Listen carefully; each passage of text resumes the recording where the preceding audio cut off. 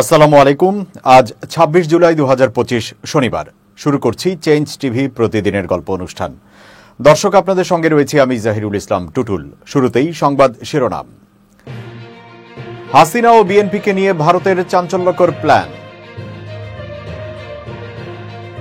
রাতের আঁধারে কিছু করতে চান না সিইসি। ফিলিস্তিনকে স্বীকৃতি দিতে যুক্তরাজ্যের ২২১ এমপির কঠোর অবস্থান। এবার বিস্তারিত। দৈনিক মানবজমিন পত্রিকার প্রধান সম্পাদক বিশিষ্ট সাংবাদিক মতিউর রহমান চৌধুরী শেখ হাসিনা ও আওয়ামী লীগকে নিয়ে ভারতের অবস্থান বিষয়ক একটি মন্তব্য প্রতিবেদন লিখেছেন। চেঞ্জ টিভির দর্শকদের উদ্দেশ্যে সেটি তুলে ধরা হল। বাংলাদেশের পতিত সরকার, বিশেষ করে শেখ হাসিনার ব্যাপারে ভারত ভিন্ন কৌশল নিচ্ছে বলেই মনে করা হচ্ছে। সাবেক এই প্রধানমন্ত্রীকে ঢাকায় ফেরত পাঠানোর ব্যাপারে বাংলাদেশের অব্যাহত চাপের মুখে তারা নীরব। তবে শেখ হাসিনার সঙ্গে পলাতক আওয়ামী লীগ নেতাদের দেখা সাক্ষাৎ করতে দিচ্ছে না। এমনকি হাসিনার রাজনৈতিক ভবিষ্যৎ নিয়ে আয়োজিত সংবাদ সম্মেলনও করতে দেয়নি, যদিও এ নিয়ে ভারতের নীতি নির্ধারকদের মধ্যে ভিন্ন মত স্পষ্ট। প্রফেসর ইউনূসের সরকার সম্পর্কে মোদি সরকারের ধারণা মোটেই ভালো নয়। তবে হাসিনার পতনের পর ইউনূস সরকারকে স্বীকৃতি দিতে নরেন্দ্র মোদি খুব একটা দেরি করেননি। মোদি সরকারের ধারণা বাংলাদেশ তার গতিপথ হারিয়েছে। কেউ কেউ এমনও বলছেন দেশটি পাকিস্তানের পথ ধরেছে। ইউনূস সরকারের ভেতরে এ নিয়ে ব্যাপক প্রতিক্রিয়াও লক্ষ্য করা যায়। মাইলস্টোন স্কুল ট্র্যাজেডির পর ভারত একদল চিকিৎসক পাঠিয়ে মানবিকতা দেখিয়েছে, কিন্তু বাংলাদেশের অগ্রযাত্রা রুখতে নানাবিধ কঠোর সিদ্ধান্ত নিচ্ছে। ব্যবসা বাণিজ্য গুটিয়ে নিয়েছে, ভিসা বন্ধ করেছে, সীমান্তে মানুষ হত্যা অব্যাহত রেখেছে। পুশিন এখন নিত্যদিনের ঘটনা। দুদেশের মধ্যকার সম্পর্ক এখন হিমশীতল। বাংলাদেশ একজন ঝানু কূটনীতিককে হাই কমিশনার হিসেবে দিল্লিতে পাঠিয়েছে। তিনি দৌড়ঝাঁপ শুরু করেছেন, কিন্তু বরফ গলছে না। ওয়াকিবহাল কূটনীতিকরা বলছেন রাজনৈতিক সিদ্ধান্ত ছাড়া সম্পর্ক উন্নয়নের কোনো সুযোগ নেই। বাংলাদেশের আসন্ন নির্বাচনের গতি প্রকৃতির উপরেও অনেকখানি নির্ভর করে। ভারত আগাগোড়াই সবার অংশগ্রহণে নির্বাচন চাচ্ছে, অবশ্য তা এই সরকারের আমলে। বিগত ১৫ বছর ভারত নির্বাচন সম্পর্কে একতরফা নীতি গ্রহণ করেছিল। বাংলাদেশের নির্বাচন নিয়ে যুক্তরাষ্ট্রের সঙ্গে প্রচণ্ড দেন দরবারও করেছে দেশটি। ২০২৩ সালে দিল্লিতে অনুষ্ঠিত ভারত আমেরিকা বৈঠকটি সিদ্ধান্ত ছাড়াই শেষ হয়। ভারত চাইছিল ওয়াশিংটন যাতে এ নিয়ে নাক না গলায়। পরিণতিতে ওয়াশিংটন অনেকটাই চুপ থাকে। মুখপাত্রের কিছু প্রতিক্রিয়া বাদে ওয়াশিংটন তেমন উচ্চবাচ্য করেনি। হাসিনার পতনের পর ভারতীয় নীতি নির্ধারকরা বলছেন বাংলাদেশের নির্বাচনে হস্তক্ষেপ করাটা ছিল ভুল সিদ্ধান্ত, আর এ কারণেই বাংলাদেশ তাদের হাতছাড়া হয়েছে। শুধু তাই নয়, বাংলাদেশের মানুষ হয়েছে ভারত বিরোধী। এই মুহূর্তে বাংলাদেশের কোনো একটি রাজনৈতিক দল বা শক্তি নেই যারা কিনা ভারতের পক্ষ নিয়ে কথা বলছে। এসব কারণেই হয়তো ভারত তার বাংলাদেশ নীতি পরিবর্তন করতে যাচ্ছে। শেখ হাসিনাকে সোশ্যাল মিডিয়ায় কথা বলতে দিচ্ছে, কিন্তু সরাসরি কথা বলতে দিচ্ছে না। আওয়ামী লীগ নেতাদের সাক্ষাৎও হচ্ছে না দলীয় নেত্রীর সঙ্গে। সাবেক পররাষ্ট্রমন্ত্রী ডক্টর হাসান মাহমুদ লন্ডন থেকে ভারতে এসেছিলেন। উদ্দেশ্য ছিল হাসিনার সাক্ষাৎ। ৩ সপ্তাহ অপেক্ষা করে ফিরে গেছেন, সাক্ষাৎ হয়নি হাসিনার সঙ্গে। ওবায়দুল কাদের তো চেষ্টা করতে করতে ক্লান্ত। জাহাঙ্গীর কবির নানকের সঙ্গে একবার যোগাযোগ হয়েছিল, তবে সেটা বেশি দূর এগোয়নি। হাসিনার পতনের জন্য গোয়েন্দা ব্যর্থতাকে দায়ী করেছেন হাসান মাহমুদ। ঢাকার গোয়েন্দারা বলছেন তিনি তো আমাদের কথা বিশ্বাস করতেন না, তিনি ভারতীয় গোয়েন্দাদের উপর শতভাগ নির্ভরশীল ছিলেন। যাই হোক, বাংলাদেশের ঘটনাবলীর উপর নজর রাখছে ভারত। নির্বাচন সামনে রেখে রাজনৈতিক মেরুকরণে তারা কিছুটা হতাশ। দক্ষিণপন্থীদের উত্থানে তাদের হিসাব নিকেশ পাল্টে গেছে। অনেকেই বলছেন এক ঝুড়িতে আম রাখার পরিণতি হচ্ছে এটা। আওয়ামী লীগের বিকল্প তারা একবারও চিন্তা করেনি, যে কারণে হাসিনার পতনের সঙ্গে সঙ্গে ভারতকেও চলে যেতে হয়েছে। বিকল্প মাথায় রেখে ভারত এখন খুঁটি সাজাচ্ছে। হাসিনা নয়, তাদের এখন প্রয়োজন বাংলাদেশ, আর এটা হাসিল করার জন্য কৌশল বদল করছে। বিকল্প শক্তির সঙ্গে নিবিড় যোগাযোগ রাখছে। নাটকীয় কোনো পরিবর্তন হলেও হতে পারে, তবে এটা ঠিক সামনের মাসগুলো বাংলাদেশের রাজনীতির জন্য সংকটময় হবে, এতে কোনো সন্দেহ নেই। প্রধান নির্বাচন কমিশনার এএমএম নাসির উদ্দিন বলেছেন, আমরা রাতের আঁধারে কিছু করতে চাই না, দিনের আলোতেই সব কার্যক্রম হবে। স্বচ্ছতা ও জবাবদিহিতা নিশ্চিত করেই আমরা একটি সুষ্ঠু নির্বাচন উপহার দিতে চাই। শনিবার সকালে খুলনার আঞ্চলিক নির্বাচন কর্মকর্তার কার্যালয়ে আয়োজিত এক মতবিনিময় সভার আগে সাংবাদিকদের সঙ্গে আলাপকালে তিনি একথা বলেন। সিইসি বলেন, ত্রয়োদশ জাতীয় সংসদ নির্বাচনে কৃত্রিম বুদ্ধিমত্তা একটি বড় চ্যালেঞ্জ। এই আধুনিক হুমকি অস্ত্রের চেয়েও ভয়াবহ। নির্বাচনকে প্রভাবিত করতে যে কোনো প্রযুক্তি নির্ভর হস্তক্ষেপ রোধে আমরা সতর্ক আছি। তিনি বলেন, নির্বাচনের আগে সন্ত্রাস দমন এবং অবৈধ অস্ত্র উদ্ধারে অভিযান চলবে।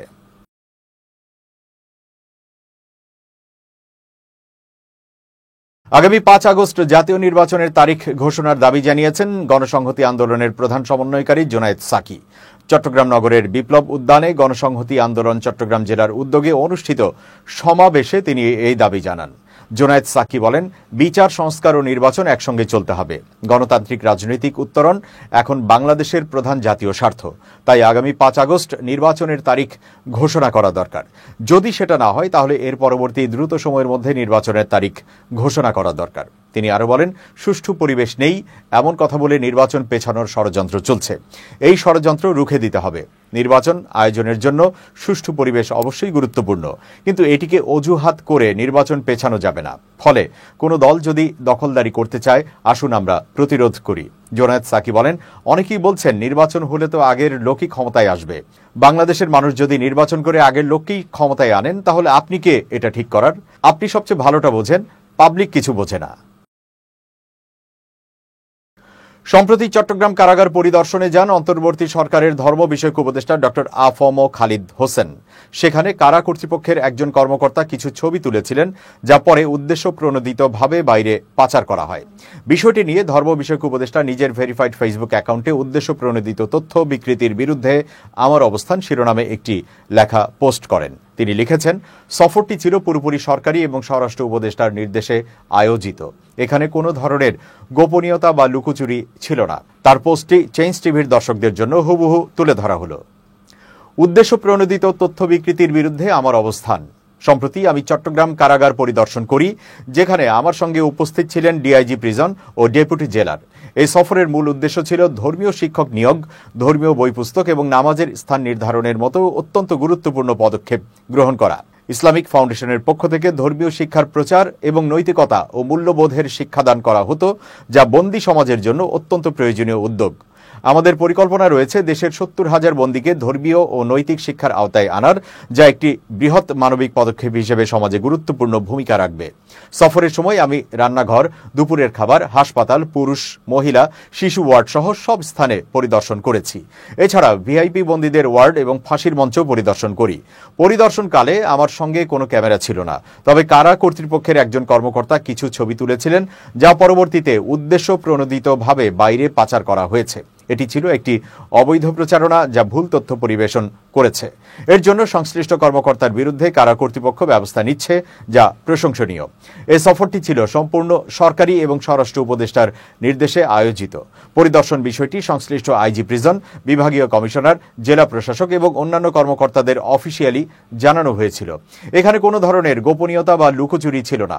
সফরের সময় আমি ভিআইপি ওয়ার্ডে মাত্র 2 বা 3 মিনিট ছিলাম এবং সেখানে উপস্থিত কর্মকর্তারা আমার সঙ্গী ছিলেন। তবুও এই সংক্ষিপ্ত সময়ে উপস্থিতি থেকে রাজনৈতিক উদ্দেশ্য বিকৃত তথ্য রটানো হচ্ছে, যা মূলত একটি কায়েমি সিন্ডিকেটের ষড়যন্ত্রের অংশ। অতএব আমি বিনম্রভাবে বলতে চাই, এসব অপপ্রচার অত্যন্ত দুঃখজনক এবং অগ্রহণযোগ্য। এর পেছনে থাকা পরাজিত শক্তির উদ্দেশ্য হল সরকার এবং জনগণের মধ্যে বিভেদ সৃষ্টি করা, কিন্তু আমরা জানি সত্যের বিজয় অনিবার্য। আমরা আমাদের গঠনমূলক কর্মকাণ্ড চালিয়ে যাব এবং কোনো ভুল বোঝাবুঝির সুযোগ দেব না।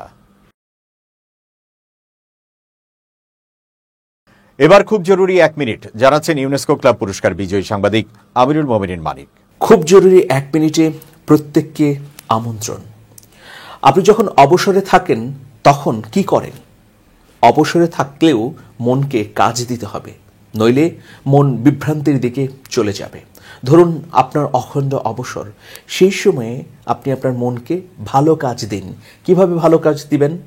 আপনি একটা ভালো বই পড়বেন, ভালো ভিডিও দেখবেন, অথবা ভালো কিছু করবার চিন্তা করবেন, অথবা ভালো সৎ দক্ষ যোগ্য মানুষের সঙ্গে কথা বলবেন। এভাবেই অবসর সময়কেও আপনি কার্যকর করে গড়ে তুলবেন এবং জীবনকে সহজ পথে লক্ষ্যে এগিয়ে নেবেন। প্রিয় বন্ধুরা, আসুন আমরা অবসর সময়কে নষ্ট না করে অবসর সময়কে উপভোগ করতেই মনকে ভালো ভালো কাজ দেই। ভালো থাকুন সবাই, শুভেচ্ছা নিরন্তর। দর্শক, এবার দেশের বাইরের খবর। ইসরায়েলি প্রতিরক্ষা বাহিনী সম্প্রতি একটি নতুন উদ্যোগ গ্রহণ করেছে, যার আওতায় তাদের গোয়েন্দা শাখার সব সদস্যদের জন্য ইসলাম ধর্ম, আরবি ভাষা এবং মধ্যপ্রাচ্যের সংস্কৃতি বিষয়ে বাধ্যতামূলক প্রশিক্ষণ চালু করা হচ্ছে। এক প্রতিবেদনে এই তথ্য জানিয়েছে সংবাদ মাধ্যম জেরুজালেম পোস্ট। ইসরায়েলি সেনাবাহিনীর মতে গোয়েন্দা ইউনিটে কর্মরত সৈন্যদের জন্য এই প্রশিক্ষণ অত্যন্ত জরুরি, কারণ তারা মূলত শত্রুপক্ষের কথাবার্তা, আচরণ ও মনস্তত্ত্ব বিশ্লেষণের দায়িত্বে থাকে। ইসলাম ধর্ম এবং আরবি ভাষা সম্পর্কে সুস্পষ্ট ও গভীর জ্ঞান থাকলে তারা আরও নিখুঁতভাবে তথ্য বিশ্লেষণ করতে পারবে এবং বিভিন্ন রাজনৈতিক ও সামরিক প্রেক্ষাপট বুঝতে পারবে।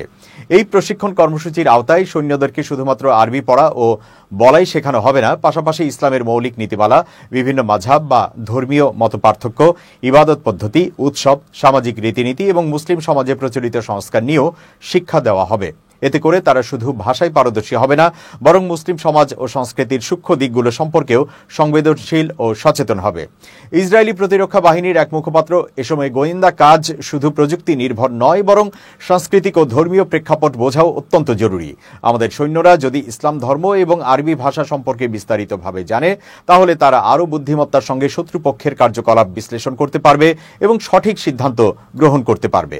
এছাড়াও এই কর্মসূচি সৈন্যদের মধ্যে একটি নৈতিক সচেতনতা তৈরি করবে বলে আশা করা হচ্ছে। দ্বন্দ্বপূর্ণ পরিস্থিতিতে দায়িত্ব পালনের সময় যাতে তারা আরও মানবিক, সংবেদনশীল এবং সংযমী আচরণ করতে পারে, সেই লক্ষ্য এতে রয়েছে।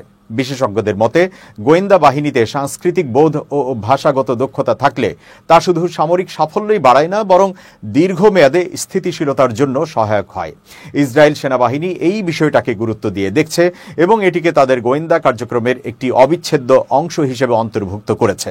এই নতুন প্রশিক্ষণ ব্যবস্থা 2025 সালের মধ্যেই গোয়েন্দা ইউনিটের সব সদস্যদের ওপর কার্যকর হবে বলে জানানো হয়েছে।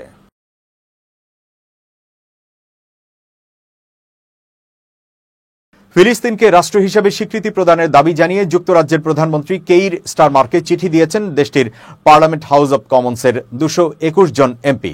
গতকাল শুক্রবার তারা এই চিঠি প্রধানমন্ত্রীর কার্যালয়ে দিয়েছে বলে এক প্রতিবেদনে জানিয়েছে ব্রিটিশ সংবাদ মাধ্যম দ্য গার্ডিয়ান। যে 221 জন এমপি চিঠিতে স্বাক্ষর করেছেন তাদের মধ্যে ক্ষমতাসীন লেবার পার্টি সহ 9টি রাজনৈতিক দলের জনপ্রতিনিধিরা আছেন।